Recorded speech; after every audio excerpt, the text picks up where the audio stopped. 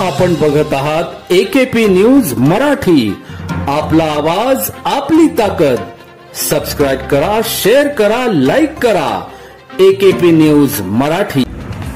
नाशिक शहर police आयुक्तालयातील Ambad police Thane हद्दीतील MIDC मधील DS cable and switch gear Shakuntala plaza MIDC Ambad Nashik येथील गोडाऊन फोडून अज्ञात चोरट्यांनी कॉपर केबल वायरची चोरी केली होती.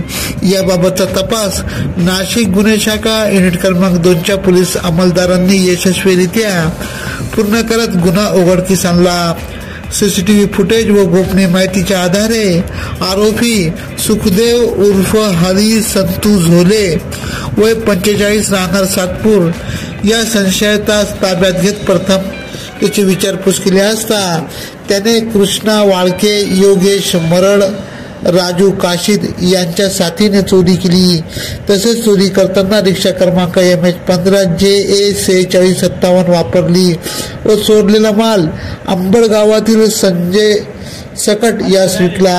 याबाबत आरोपितांना कडून 3,10,000 रुपये किमतीचा मुद्देमाल हस्तगत करत पुढील कारवाई कामे चुंचाळे पोलिसांच्या ताब्यात देण्यात आले आहे.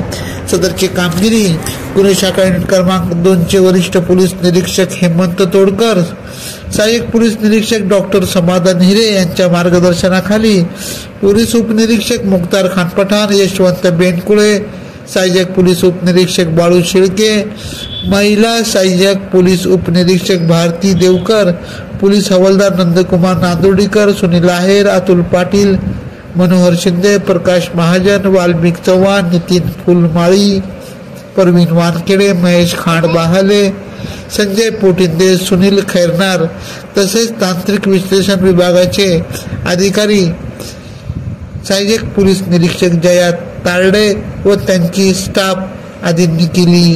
AKP न्यूज साठी ब्युरो चीफ अनवर खान पठाण, नाशिक.